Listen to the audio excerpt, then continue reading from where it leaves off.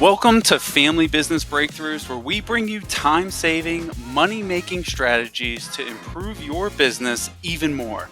With over 3 decades of experience serving multi generational family businesses, we've got time tested solutions that get the results you're looking for. Listen in and get ready for your next breakthrough. I'm your host, Jim Berner, and today we are talking about Gen Zs and hiring. Full disclosure, I am a millennial, but understand I was born in the 80s, so I got grit, okay? And so the Gen Zers that we're talking about, they are between 1997 and 2012, so they are between 12 years old and 27 years old. Hiring is such an instrumental part of the business today because we got to focus on the new generations that are coming in. Workers are coming in, large generations are moving out, such as the boomers, and so we're seeing them starting to retire. By 2030, all baby boomers will be over 65. And if you're not familiar with this is called the silver tsunami. Some older workers are going to move on to the next chapter, whether that be retiring or moving on to the next career that they have. And so we really got to be taking a look at this, right? This is such an important topic. And when those older workers they retire, as we typically see it, the next generation of workers are moving in, and that's Gen Z or Generation Z. And so I recently came across an article that I really want to talk about here.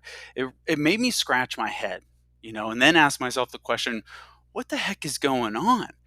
So, is Gen Z that much different than other generations? Or do we have another situation of managers of different generations not understanding a younger generation, which I think is very common for even the millennials, Gen X? They've all seen it before, right? So, this article, and I want to talk about it, highlight it really quick. It's from Yahoo Finance, and it's bosses are firing Gen Z grads just months after hiring them. Here's what they say needs to change. So this is really interesting. I just want to read a couple pieces. Let's go through this. After complaining for the better part of 2 years that Gen Z grads are difficult to work with, bosses are no longer all talk. They're taking action. Now they're rapidly firing younger workers who aren't up to scratch just months after hiring them. It's like, so what is going on there? As we skip down a couple paragraphs, 1 in 6 bosses say they're hesitant to hire college grads again. What? And then 1 in 7 bosses have admitted that they may avoid hiring them altogether next year. This is crazy to even see and read. It's we're kind of wondering here, why is that even happening? Well, employers gripe with young people today is their lack of motivation or initiative. And it's saying that bosses also pointed to Gen Z being unprofessional, unorganized, having poor communication as the top reasons to fire these workers. So they also talked about some of the tangible challenges that they were seeing, which was they were late for work. There were too many meetings, not wearing office appropriate clothing, and then using language appropriate for the workspace. They weren't using appropriate language there. And so when asked what would make college grads more hireable, these bosses responded as to a positive attitude and more initiative. This is wild to me to think that this is going on with Gen Zers. So do we just not hire Gen Z? Do we just not hire new college grads? Do we require 15 years of experience for an entry level position? Do the managers need more training or need to go? These are important questions that we take a look at, and it's obviously no. But when we come back, we're going to dive into accountable solutions and actionable solutions so that you can implement these immediately into your business for anybody. So join us when we come back and we'll get into it. Running a family business comes with unique challenges that not everyone understands. At Meridian, with over 3 decades of experience, we've seen these challenges firsthand. That's why we created Meridian Members, an exclusive platform designed to equip you with everything you need, from articles and videos to in-depth insights on growth strategies, company culture, and streamlined operations. We tackle the toughest family business challenges so you can focus on what truly matters: building a lasting legacy. Whether you're working on team dynamics or preparing for your next leader, Meridian Members is here to support your every step.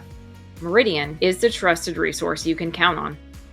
Visit us at askmeridian.com to learn more about the resources that will drive your business forward. All right, welcome back. We are discussing the problems faced by hiring managers in regards to Gen Z. And this is from a Yahoo Finance article written about firing Gen Zers months after hiring them. We can't blame this only on an entire generation, right? You can't just lump a couple of bad hires into an entire generation. And you would also have to say that maybe some of these managers really aren't the best too, right? They're not doing the best practices for hiring the best people. So, not hiring someone from their generation doesn't sound like the best fit. And eventually you're going to run out of people if you don't want to hire younger workers. And then what are you going to do with the business? I would say that these employers made some bad hires. They lumped them into the entire generation that acted, in a bad way, and now they're saying this entire Gen Z is just garbage people. Not true. Not true at all by any means. So, what can you do? What can we do to make sure that we hire the best people? So let's jump into these 3 actions right away that you can start seeing results in your business. So the first one is your candidate must be a core value fit. People and culture uh, of these people, the culture of these people that you hire is the driving force to take your business to the next level. And honestly, from the article I just, referenced, this is the issue. They aren't a core value fit for those businesses. The article reported that Gen Zers need to improve their positive attitude and initiative in order to make them more hireable. So before an interview, you need to send your core values to your candidate that you are looking for if they aren't posted on your website, right? You got to ask them what their favorite what is their favorite core value of the core values that they have, or what do they like about their core values. Have them be able to describe what is it that they like about them, because I'll tell you right now, I have been able to receive some sincerity and great seriousness from candidates, and they either really like the core values or they know right off the bat that they're not going to be a fit for the company because of what we show in those core values, right? Think about the behaviors, which is a different topic that Meridian teaches, but think about the behaviors with the core values and think about the questions you should ask to uncover if the candidate meets this behavior. And so let me give you an example. Okay. Meridian's second core value is we simplify the complex. And so I would ask somebody in an interview, tell me how you present a very complex topic to someone with no knowledge of your industry. You got to be able to take that information and provide it over to somebody who knows nothing. How are you going to show me that you're going to do it? Are you going to be organized? Simple language? We want to really know this, right? So it helps me understand your thought process. It helps me understand just who you are as in general. How are you communicating as well? And you need to be able to evaluate each candidate. And so develop a matrix. In the first column, you have your core values. And in the column beside it, you have a rating system from 1 to 10. And so when you do group interviews, each person needs to fill out these matrices, say 1 through 10, and then you go around the room and you compare each core value and the way everybody rated it. Because when you start seeing the big differences of like, oh, I rated this person a 4 versus this person being a 9, well, what did you see that I didn't see on both cases, right? It allows you to really open that up. So number two, let's talk about know your ideal candidate. If you're familiar with Patrick Lencioni, he wrote the book called The Ideal Team Player. Check it out if you haven't read it before. It's a great read. But he says that an ideal team player is humble, hungry, and smart. I love this description. And I would consider being smart certainly a hard skill, but there are other hard skills that you need for the person that is in the position that you're looking for, right? So I know that because you're here today, you know of a position that you need to hire for. And so I now want you to think about the ideal person to fit into that position. What are the hard skills that they have to have? Like, what would be the ideal person? What would be those hard skills? Data analysis, is it project management? Is it maybe having a CDL license that they need to have? Computer programming?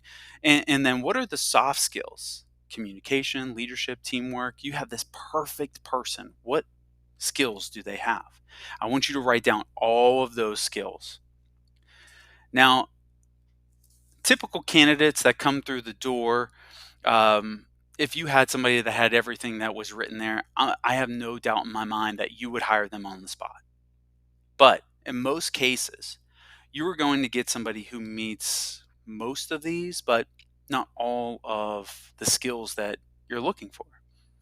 And because of that, I want you to go down your list and notate what skills, hard and soft, are a must when hiring. Because the other skills you can teach, right? These main skills are what you have to have when you come in this door on day one. And again, I want you to evaluate each candidate.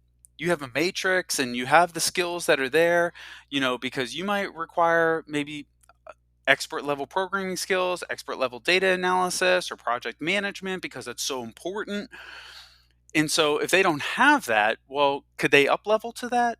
You got to ask yourself these questions because if you get, I don't want to call it an imperfect candidate, but if you get somebody that is right there that is a great core value fit and is really close to the ideal person that you're looking for, and you can up level them closer, it sounds like that they're probably going to be a good fit overall for the company.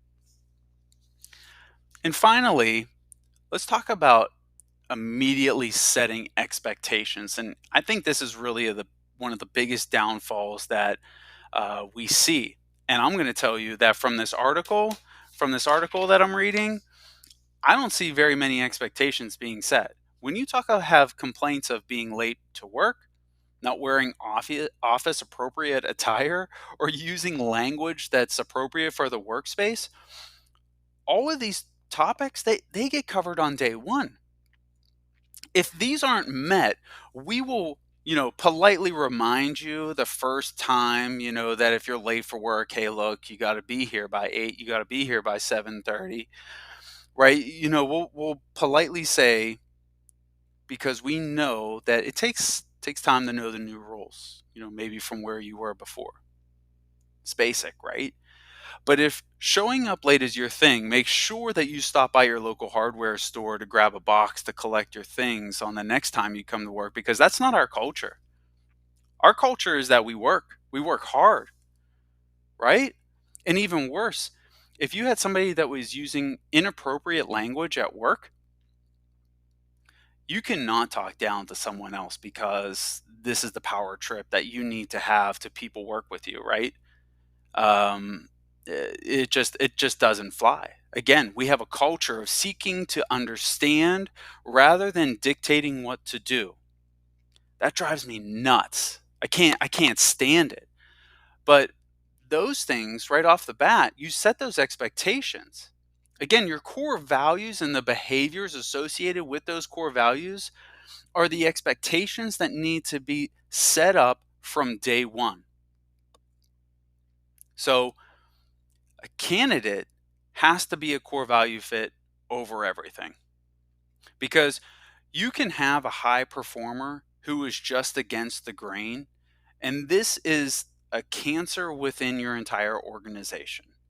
The risk here is not the time and money of a bad hire, but you could lose a lot of great people because an ideal team member doesn't tolerate that. They don't tolerate other bad members. They leave and then they go find another organization that they'll be a good fit for. So the consequences and the risks are much greater than just, oh, I didn't find somebody and now I got to go and rehire them for another position. Know who you're looking for, what are the non-negotiables, and where can you be a little bit more relaxed because you know you can teach them that skill. And then finally, day one, you're setting the expectations for this new person. This is what we expect. Here are our core values. Here are the behaviors that are associated with these core values. You know, we work hard. We want to achieve. We seek to understand.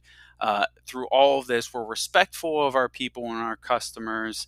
We have great customer service skills. Whatever that may be, that is what you need to set from day one. So there you have it. It's that simple. And for my Gen Zers out there, no cap. So check out the show notes for the links to our website. Feel free to reach out with any questions or comments that you have about this episode. And hit that subscribe button to catch all the new content. I want to thank you for listening. I will see you next time on Family Business Breakthroughs.